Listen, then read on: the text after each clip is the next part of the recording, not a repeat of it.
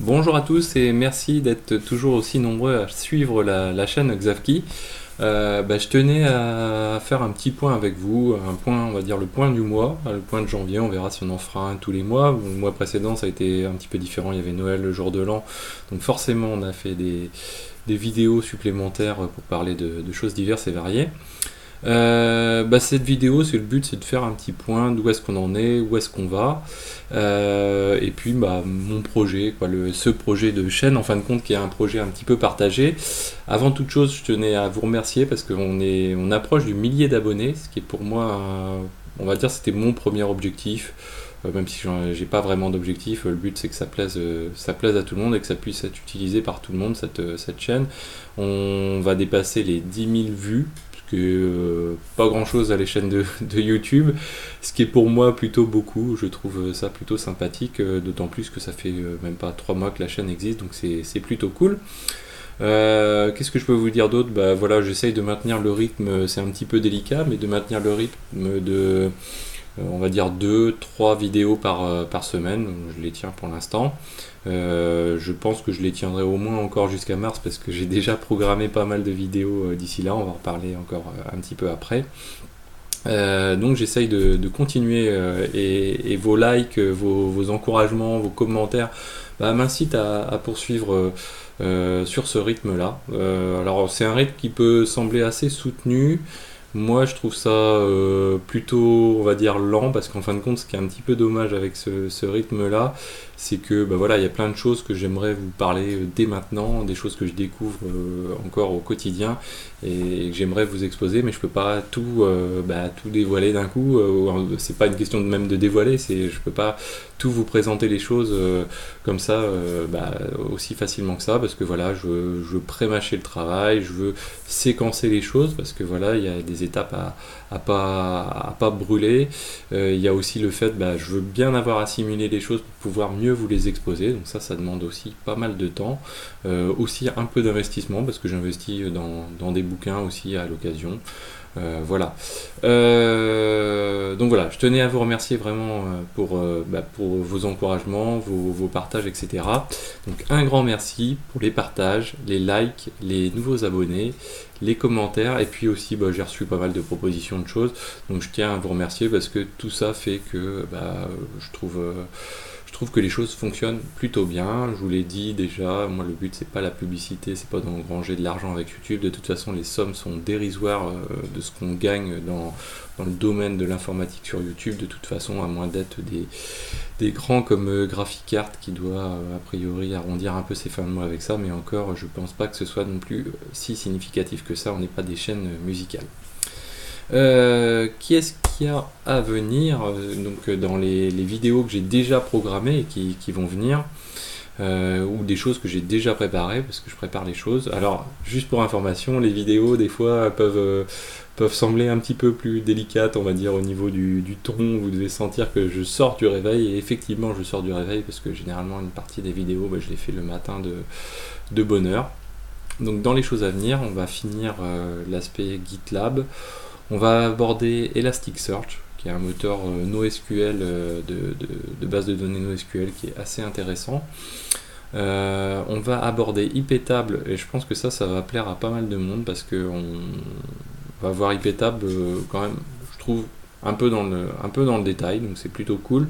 On va faire un cas pratique avec IPTable qui est pas très courant, du load balancing avec IPTable. Donc je sais pas si ça vous parle. En tout cas, si ça vous parle, mettez-le dans la description. N'hésitez pas surtout toujours à commenter pour proposer des outils. Là dernièrement, on m'a présenté un outil que je ne connaissais pas. Je ferai une petite vidéo dans les astuces Linux pour vous présenter l'outil. On va alors, en matière de scripting, on a vu Awk, donc dans les grandes lignes. On va voir Shell, tout simplement, bien sûr. Et donc Shell, pour l'aborder, on va le faire par le côté pratique. Donc dans la deuxième saison, donc on va dire qu'on fonctionne par saison dans le domaine du scripting. Première saison c'était Hawk, deuxième saison ça va être dédié à Shell, et on va refaire le script que j'utilise très très souvent, qui permet de déployer à la volée des conteneurs Docker. Donc on va le refaire ensemble vraiment. Donc on va aborder quelques petites notions au niveau de Docker, mais bon, vous pouvez vous référer à la playlist Docker pour ça. Mais vraiment le but ce sera de voir ensemble, de faire ce script vraiment ensemble, qui sera utile et qui sera utilisé par la suite, puisque donc entre temps on verra quelques petites vidéos de consul et de HAProxy. Ça c'est quelque chose, une combinaison que j'aimerais bien vous présenter, quelque chose qui est utilisé par Pinterest, qui est utilisé par Reddit, qui est aussi utilisé en France par pagejaune.fr. Donc c'est une solution qui peut intéresser des personnes dans le domaine de la production, l'hébergement d'applications informatiques, la notion de service discovery, etc. On verra ensuite la troisième saison, et là donc on fera appel à ce qu'on a vu dans la deuxième saison, mais une troisième saison dédiée au scripting, où le but ce sera de mettre en place un système de remontée de data d'un parc de serveurs. Alors nous on va simuler le parc de serveurs avec le script de déploiement de conteneurs à la volée. On va s'établir un espèce de mini infrastructure où on va avoir un ensemble de machines qui portent des bases de données, on va avoir des machines qui vont porter un petit peu d'applications, de choses comme ça, et puis on va vouloir remonter des datas de ces machines. On le fera avec pour but de centraliser ces datas sur un serveur et de les exploiter pour en faire de la visualisation ou d'utilisation utile de ces datas. Donc ça sera le troisième volet du scripting CMDB. C'est des vidéos que j'ai pas encore faites, mais j'ai préparé les slides, tout est quasiment prêt pour attaquer. Et j'ai vraiment hâte d'y être.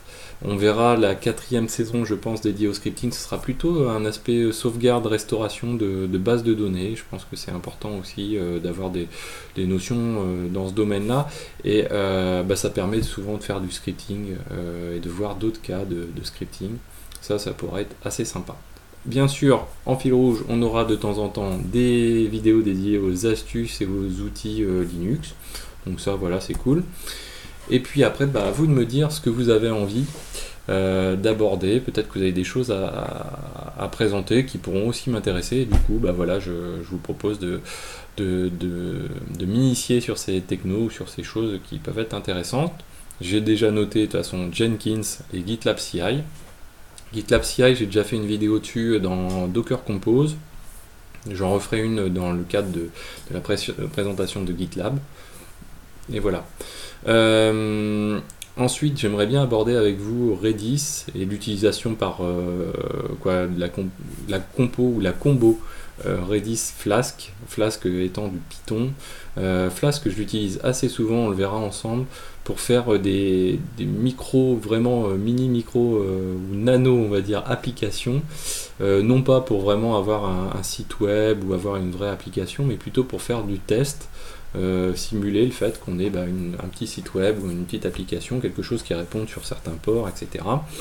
Et donc pouvoir utiliser ces éléments-là pour faire, par exemple, on verra quand on utilisera HAProxy et Consul, faire du load balancing, par exemple, tester du load balancing sur des applications. Voilà. Ça c'est assez sympa. J'aimerais aussi faire une série de vidéos dédiées à deux outils, HAProxy et Nginx. C'est vraiment, me semble-t-il, des outils qui sont quasi incontournables à l'heure actuelle. Nginx, c'est très très nettement développé dans le domaine du web, que ce soit du e-commerce ou des médias. Je pense qu'il fait la part belle à l'heure actuelle par rapport à Apache. Apache qui est un outil un petit peu plus lourd, qui est très très bon également, mais Nginx est assez facile à aborder et très très souvent utilisé, plus léger également, donc je pense que ça vaut le coup de s'y coller. HAProxy, on le connaît en matière de load balancing essentiellement. Bien sûr, c'est aussi un proxy, bien sûr, comme son nom l'indique. Donc je pense que c'est aussi très intéressant d'aller voir un peu plus dans le détail les confs de HAProxy. Donc vous comme moi, je pense qu'on sait installer un HAProxy, faire un peu de load balancing avec. Après, je me suis dit à un moment donné, il faut creuser dans ce domaine-là, et mon but, voilà, c'est d'essayer de faire des séquences vidéo dessus. Voilà, donc c'est tout pour aujourd'hui sur cette vidéo. Donc n'hésitez pas à commenter, partager les vidéos, donc plus que les likes encore, partagez-les sur les réseaux sociaux, c'est ça qui fait progresser la chaîne. Les likes font aussi bien sûr progresser les choses. Moi je publie très très souvent sur LinkedIn, rejoignez-moi sur LinkedIn si vous le souhaitez, vous avez les liens dans la chaîne, quoi. Sur la chaîne vous avez tous les liens à votre disposition. Et encore mieux, vous avez aussi le channel Discord, où on est déjà plus de, je pense qu'on doit être pas loin de 55 personnes dessus, donc il y a pas mal de répondants, et ça permet d'aborder, voilà, si vous avez des questions, des problèmes liés soit à votre utilisation de Linux, soit à des problèmes de production, de choses de ce genre, ou de DevOps, etc. Il y a pas mal de compétences déjà de réunies, que ce soit dans du Kubernetes, que ce soit dans le DevOps, je vous le dis, GitLab CI, des choses comme ça. Donc rejoignez la channel, je vous mets le lien de toute façon dans la description. Dans toutes les vidéos, de toute façon, dans les descriptions, vous retrouvez les slides, vous retrouvez les liens vers les dépôts qui contiennent les slides ou les scripts quand il y a des scripts. Donc voilà, j'essaye de faire les choses le plus réutilisables possible et facilement réutilisables pour vous. Voilà, donc j'espère que cette vidéo vous a plu, ça permet de faire un point global. Je vous dis à très bientôt, abonnez-vous si ce n'est pas déjà fait, parce que ça vous évitera de manquer les prochaines vidéos. Vous n'êtes pas obligé d'aller voir les vidéos après, mais abonnez-vous et puis vous verrez au fur et à mesure, peut-être que ça vous intéressera.